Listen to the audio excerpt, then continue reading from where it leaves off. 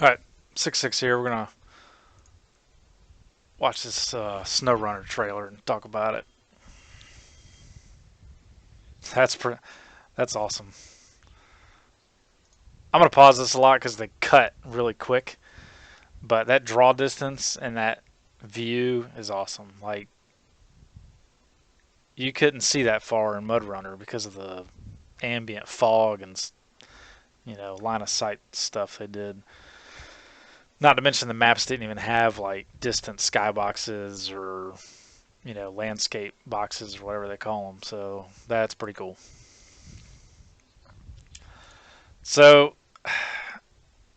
I think it's kind of funny they included this clip because it shows kind of how wacky vehicles get when you start going at any decent amount of speed. Ooh, the ice, that's going to be cool. I'm not crazy about a Hummer H2.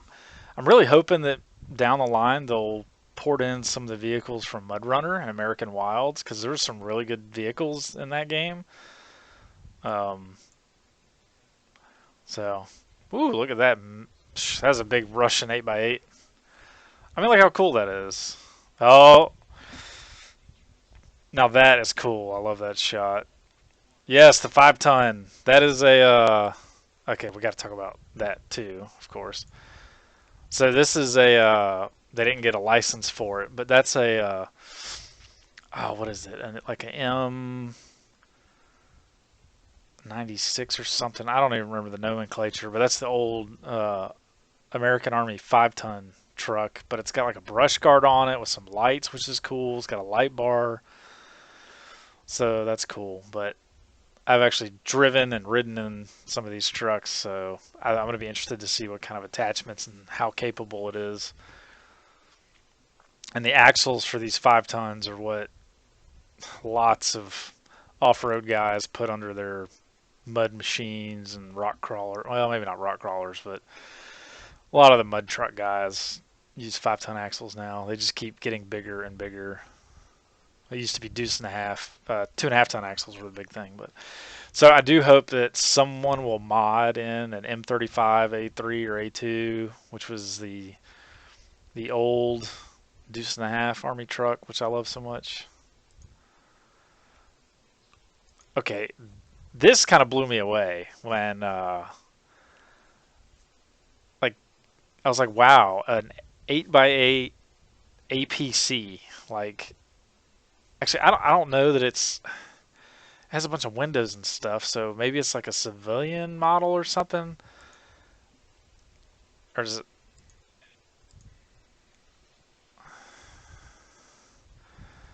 the fact they put that in there is pretty cool. That's like the, I guess, in-game scout vehicle.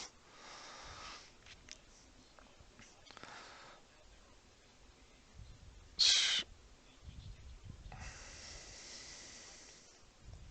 he's talking about the physics. He's talking about the physics of the ice and the snow and the mud, and that they even have a water content factor to the terrain. Um, it's the Mud Runner terrain, base terrain simulation stuff that they ported over, but I think they've definitely made some improvements to it.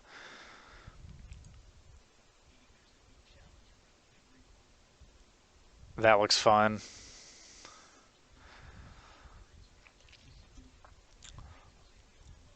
Yeah, water currents can push your trucks. That happened in Mud Runner too.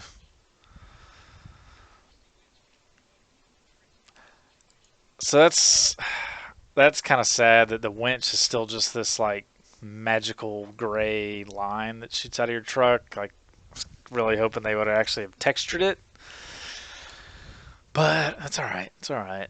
Um, it's a minor gripe, but I hope maybe they can figure that out one day and just get rid of the cartoony winch line.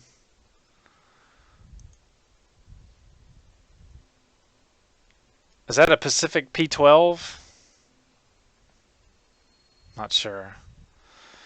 This is what I'm really excited about. So he's talking about 3 regions broken down into different maps. Yeah, Michigan, Tamir.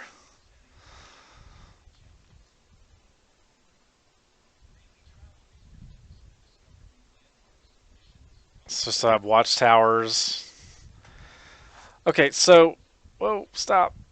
So this is interesting because somebody said that you literally have to find every upgrade out in the wilderness to buy it in the garage. If that's true, I think that's silly. Like I understand like finding special upgrades, but to make you have to see this is where this is a very subjective thing among gamers where you know, if somebody gives you an open world and tells you, okay, you can play how you want, but then they kind of force you to play a certain way by, hiding all the upgrades out in the wilderness. It's like, come on, man. Like, I hope that's. But see, this upgrade just says engageable, a locking differential kit. Yeah,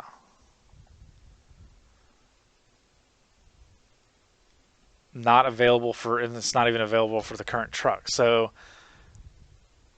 truck list. So is that just did he just yeah, maybe that's how it is. Maybe he just discovered the engageable differential lock for all the trucks that could get it that don't have it stock, which is man, not super excited about that, but okay. Uh, or then again, maybe that is a pretty high powered upgrade, so maybe that is one of the special ones. I'm just hoping that not every upgrade available has to be found first, because I just don't like that. All right, let's keep going though. It's a nice little Russian UAZ or whatever. It's not a UAZ, but okay. Wait, go back. This is cool. Um, I've wanted my spin tires to get away from logging for so long. Like I wanted anything else to do but logging, and now there's man, this game is it's actually being released with everything but logging, and the fact that you can load the cargo like yourself, I like that a lot. Kind of with the logging on hardcore mode, you have to load the logs. You can't just hit a button and your trailer magically fills with logs. Um, Now we know there's no hardcore mode at release, but they're talking about it is coming. So maybe there's hopefully they get some feedback from the community on exactly how we want that to look. It does kind of suck because I love playing in hardcore mode, and I'm like, man, am I gonna want to start all over? It's like completely start the game over when hardcore mode comes out, and because how long is that gonna take? Like how much of the game? Anyways, but so apparently you don't have to load your cargo yourself. Somebody said, but you get extra money if you do load and unload manually. So I'm like, okay, I'm cool with that. I will be doing that if I can at all. And we see one of the trucks with this crane attachment. And this particular crane, I think, is a universal upgrade because we see it on several truck chassis. So that's kind of cool. But also, some people pointed out, well, like, God, that crane's clearly too big for that truck. I'm like, well, yeah, probably. Okay, so here's an oh, man, so much. You got to stop it like every 10 seconds because this is all new. This is all new stuff. The trailer.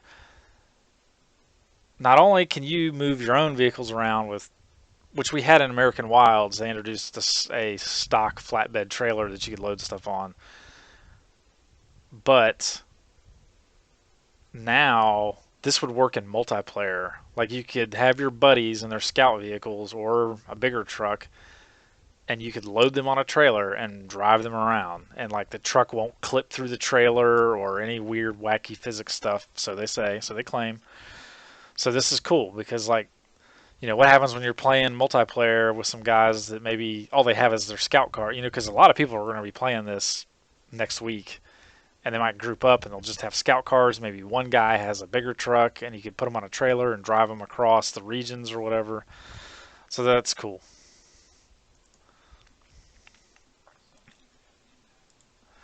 This is awesome when I saw this because I knew what it meant. It's like, so missions now can have a permanent effect on the game. So there, we know there's missions where you have to take steel beams, and then, or in the same mission, you have to take steel beams and concrete slabs, and all of a sudden a bridge gets built. Some people were complaining that they want to manually build the bridge or something, or they want to put the concrete slabs in place with a crane. And I'm like, oh man, it's like I get frustrated sometimes because I feel like people want to go from 0 to 100 miles an hour. Hey, this is pretty good. Like, this is a step in the right direction, and I'm okay with that. Like, maybe in SnowRunner 3 or 2 or 3 years down the road, maybe we can, like, place objects with a crane and actually, like, have more of a role in building the bridge.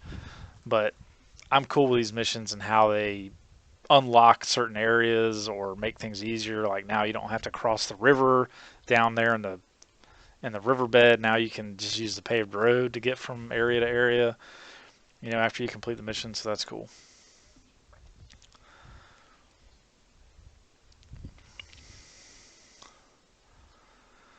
So talking about there you go. There's concrete slabs. That's cool. They're gonna have the rescue missions. Oh, which there was a challenge mission in Mud Runner of like rescue a truck or something, but nothing like this. Like you didn't get a crane to like lift it out. I think in another shot, this van is actually like upside down, or there's some other truck that you find and it's literally on its roof. So it's cool. It's like well, obviously, a crane would be perfect. Um, but see, this might be another example of the crane is actually in reality a little too big for that truck body. And I don't see any. Oh, that's right. The crane supports come with a crane modification, so they don't. The crane jack stands or jacks right here and here don't actually. They're not attached to the truck. They're attached to like the attachment that the crane is on that would sit on your chassis. Yep, building bridges. So that's cool. Clearing roadblocks. That's cool. I don't know how that. I guess it just yeah. Apparently it just like disappears. It'd be cool if there was an explosion. That'd be cool. You'd take some dynamite. Look at that truck. Oh yeah. Look at this. Like what the hell is that? Like I guess that's a spool. Some kind of pipeline thing. Like a trenching thing to like roll out giant electrical wire or something. I don't know. That's pretty cool though. Pretty cool.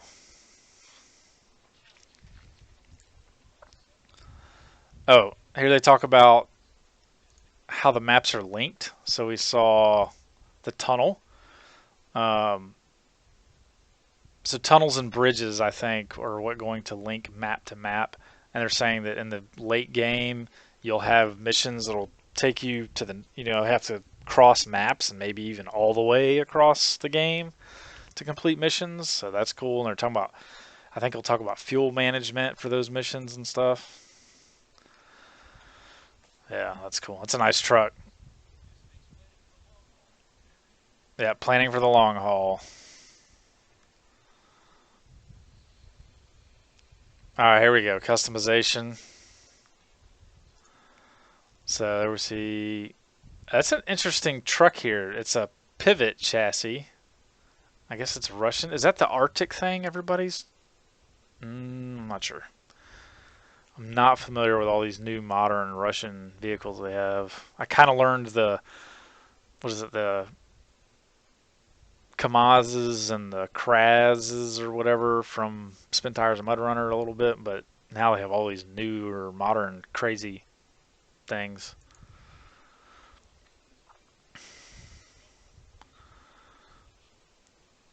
40 customizable vehicles. GMC, it's awesome. A big tanker. That's an interesting tank trailer. Apparently, a real life trucker or heavy equipment guy commented on Facebook that this cat truck they have in this game is actually doesn't have a good reputation among real trucking people. So I thought that was funny. Look at that interior. So the we know for sure like the fuel, speedometer, and tachometer should work. Somebody said some other gauges might work too. I don't know. We'll see. I doubt it, but snorkel attachments. That's awesome. Chain tires for snow. That truck's got chains on it. Man, look at all this stuff. Colors, bumpers, tires. That's a big deal. And here's the multiplayer. And so, no more ghost trucks that just kind of float through the mud as you look at them.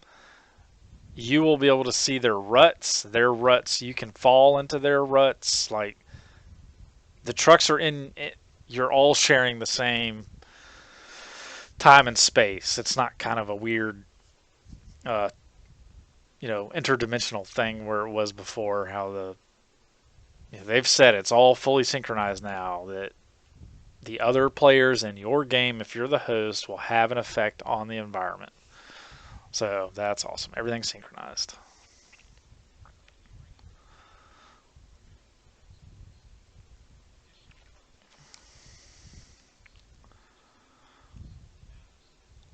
He's talking about the after release stuff, console mod support. There's the APC, which is crazy. Oh, there's that Russian Trekol with the super low tire pressure. Yeah, that's pretty excited. Pretty excited. Um, yeah, cool stuff. Very cool stuff. So I'm excited. We'll talk about some more stuff too, but people are already complaining, which everybody does. Some of them may seem valid. Unfortunately, I'm a PC player, so I'm not going to share in the misery of all the console people that are raging over the fact that MudRunner never came out with console mods. Um, I don't know what to say. I think I don't know. I just remember reading that it was a pretty complicated issue or a big task to take on for them. Maybe they got it figured out this time. I don't know. If you're a console player and you're really into mods, maybe you just wait. Don't buy it yet. And if they don't follow through, then you pass on it. I don't know what to say other than that. Um, I'm really excited for this, and I hate for the developers to build any ill will by not keeping promises. But so I hope they follow through with everything for the greater good of the whole community, a cross-platform community. So we'll see. But looking good so far. Pretty excited.